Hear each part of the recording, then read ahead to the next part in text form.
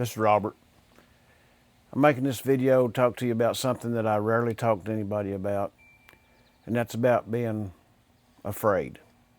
I'm 66 years old, and I've been afraid of a lot of things in my life. But I guess the thing that I want to talk to you about today is being afraid of not living. I've come to the point in my life that being dead, doesn't really scare me. Watched a lot of my friends die. My late wife, it's been a while. So being dead doesn't really scare me. You know, it's unknown, of course, but it doesn't really scare me. But of course, the dying process, that's a whole nother story. But this video was about being afraid of not living. I'll tell you something that I've been through here lately. It's been about 2.5 years since my wife died of ALS. And the one thing that has really bothered me is, you know, I want to live. And I want to live my life. And I mean live it, not just exist.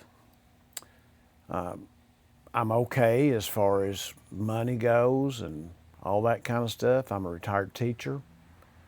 So that's why I'm doing this YouTube thing, actually. Some of my students that I run into every now and then, they say, hey, you know, you need to do those. I used to make TikToks when I was in class, in the classroom, and I'd make TikToks with some of my students and make TikToks for classroom stuff and so on like that, and that's kind of fun. And I hadn't done anything for a few years, and then a couple months ago, I started making YouTube videos again. So I thought, what the heck? So I made a few videos and, you know, watched videos on how to make them and all that kind of stuff. And been trying that a little bit. It's been kind of fun. I have to say, a few people have been watching them and they see me out and they say stuff about it. But this one is very different from anything I've made before. One of the things that I've dealt with is, you know, I've had fears and things I'm afraid of my whole life. It's, I've always found a way to get past it, get through it, get beyond it. You know, when something would scare me, I would just kind of like, okay, let's make a plan here and let's go on through it. And it seemed like I learned a lot from that. But I was facing something here a while back that had me really scared in a way. And like I said, it was scared of not living. I had this idea, I've had this idea for years and years about making this big cross-country trip. But not just any cross-country trip. This one is on a motorcycle. I've been riding motorcycles for years and years, and I've been making a few trips here in the last year or so.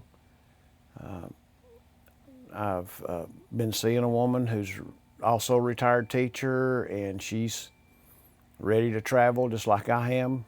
So we get out and do things and go places. And went to Sturgis last year. Now I loaded up my motorcycle in a trailer and hauled it out there, and then we rode around for several days and loaded it up and came back. Been to other places, Florida, just different places around. Done a lot of 2 or 3 day rides. But this one thing that I've been wanting to do is this motorcycle cross-country road trip. And I kind of made a mistake because I said to some friends that I was going to do it. And, you know, the more I thought about it, the more it seemed like that's something I really want to do. It's something I've wanted to do all my life. And at 66 years old, I'm thinking, I may not be able to get out and make that trip if I wait too long. I watched my parents, both of them, always talking about, you know, the things they were going to do when they retired and all that kind of stuff. And then when they got to the point where they, you know, could financially, they weren't able physically. You know, their health was so bad and things were so bad they couldn't do the things that they'd talked about. And so I kind of decided, you know, a few years ago, I'm going to live my life. I'm going to do what I can, do what I want to do. I'm going to try it at least. But this is about the fear. And here's the fear I had. I got to thinking, now I've told some people what I'm going to do or what I plan to do. And I think, boy, I hope I can do it. I really hope I can. And so I started making plans and, you know, doing the things that you got to do to make a big trip like that. And decided, well, I'm going to do it. And the closer I got to the day to actually get on the motorcycle and start riding, not hauling it, but start riding it, the closer it got to that day, the more uptight I was getting. And I was thinking, what is going on here? Why am I feeling nervous? Why am I feeling afraid? What am I afraid of? I'm not afraid of riding a motorcycle. I mean, I love riding a motorcycle. I'm not afraid of dying on a motorcycle. You know, people say, oh, that's so dangerous, you know, you get killed. Okay, I get it. But that's not something that I worry about, don't think about it. You know, I'm a careful rider, defensive rider, so I'm not really worried about that. You know, if something happens, it happens. Okay, there's nothing you can do about it. But what I was really afraid of was, could I do this? I mean, it was bothering me. I was thinking, well, what if I get out and I'm gone a couple of days? You know, I've ridden like 3-day weekends and stuff like that a lot over the years, no big deal. But I thought, am I really up to making a cross-country motorcycle trip? And I'll be honest, I up until just a couple of days before I took off, I was thinking, you know, maybe I'll just drive the car. Or maybe I'll just load up the motorcycle in the trailer and haul it to places and unload it, you know, stay a couple of days here and a couple of days there. But then I was thinking, that's not really what I want to do. I mean, I want to get on that thing and ride, man, just ride, like I've always wanted to do. But I was afraid. What if I can't do it? I mean, what if I get out there and just, I'm exhausted and it turns out to be too much for me? Then what am I going to do?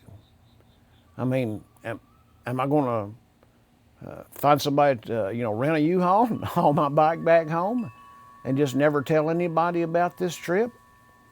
Well, I made the mistake. I've told a few people about it, so how would I face them? That'd be embarrassing, you know. I get it. You know, if something happened, there was a breakdown or something like that, that's a whole different story. But what if it's just me? Well, what am I going to do? So, came time to go. Had everything loaded up, ready to roll out. Finally, Sunday morning, I said, okay, I'm just going to do it. So, my girlfriend and I, we loaded up on the motorcycle on a Sunday morning and we left out. Well, we loaded it Saturday night, but we left out on that bike. And where were we going? I said, there are 2 places I want to go. Well, I'm over here in southeastern Kentucky, so I'll give you a little perspective there. I said, there's 2 places that I want to go that I've never been. I've been a lot of places, but I've never been to these. I've never been to Pikes Peak, to the top of it, and I've never been to Yellowstone. I said, those are 2 places that I want to go. Now, where else I want to go? There's one other place, but anyway, it's another mountain I want to ride. It's called Beartooth Highway, up in Wyoming and Montana. And I got to figuring up that's going to be a long ride, but we did it. We got on there and did it. The first day we left, within an hour of the time we left home, it started raining. Thankfully, we had rain suits and put them on, rode over to southeast Missouri, stopped in there. And I'm not going to go through all the ride and all that kind of stuff. It's not what's really important for this video. But I am going to tell you one thing. After the first couple of days, the fear started to subside. I got to thinking, okay, we've ridden a couple of days now, rode across Missouri, rode across Kansas, 2-lane roads, no freeways, rode 2-lane roads all the way. And I was like, okay, maybe I can do this. After that second day, I was like, okay, this is not bad. Got a motel, got rested up. Next morning, I was ready to roll. Made it to Colorado. Stayed in Colorado, and the next day I was thinking, oh no, I've watched these videos and I've heard these horror stories about people riding motorcycles and going up Pikes Peak, and it's hard to breathe, and the weather gets bad, and all that stuff. And I was thinking, oh man, what if I can't do this? And I mean, I'm just not the kind of guy that's been afraid, but I was like, what am I doing out here? I'm what a lot of people call an old man now. I don't feel any older than I did 30 years ago, most of the time. But I said, well, we're going to do it. We're going to ride up Pikes Peak. And sure enough, rode up Pikes Peak. Rode that motorcycle all the way to the top. Now I'm going to tell you something. When I got to the top, it was hard to breathe. I was going like that, breathing slow and deep, slow and deep. But it didn't affect the way I was riding. I didn't get dizzy or anything like that.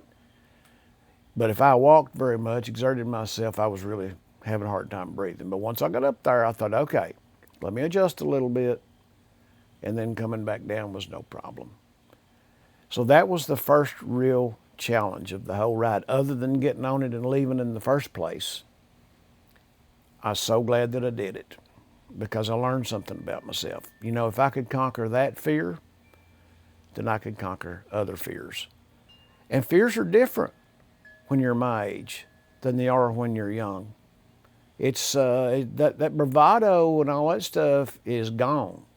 I mean, it's there's no bravado. It's just, do I give in? Do I get old? Do I just give up and say, well, I'm just too old for that stuff now? I felt physically okay after riding up there and back down. Spent the next few days riding through the Rocky Mountains, riding up into, I get it all, it's so many, I don't get it kind of confused as to where all we went when and all that kind of stuff, but I got to see some beautiful things that I had never seen. And I want to tell you something. The traveling experience is very different on a motorcycle than it is through the windshield of a car. You see everything, you feel everything, you smell everything. Whew, speaking of that, those feedlots going across Kansas, whoo, man, you could smell them bad. And I thought I was used to cow poop. I was raised on a farm. No, I never smelled anything like that. Another story. But ended up spending a few days riding through there, rode up to Yellowstone, had a little bison encounter up in Yellowstone. That was funny. That's like a whole story in itself. But the whole thing I'm telling you about is facing those fears. Once I got past the first couple of days, once I made it up Pikes Peak and back down, I felt like I could just take on anything. And so I did. Like I say, we rode through the Rockies, we rode up into Montana, Wyoming, rode over what's called Beartooth Pass, Chief Joseph Highway. I got to go to sites with the Little Bighorn. I mean, I got to see all kinds of things that I may not have ever seen if I hadn't just pushed through those fears. By the way, we circled back down and came and stopped in Sturgis for a couple of days for the big Sturgis motorcycle rally in Sturgis, South Dakota, and then rode back home. All in all, we rode 4,663 miles on that motorcycle in 14 days. And I'm so glad that I did it. So if you're still watching, I just want to say this. You're not too old. Don't let those fears get you down. I mean, they're there. They're real. You feel it. Go ahead and do it.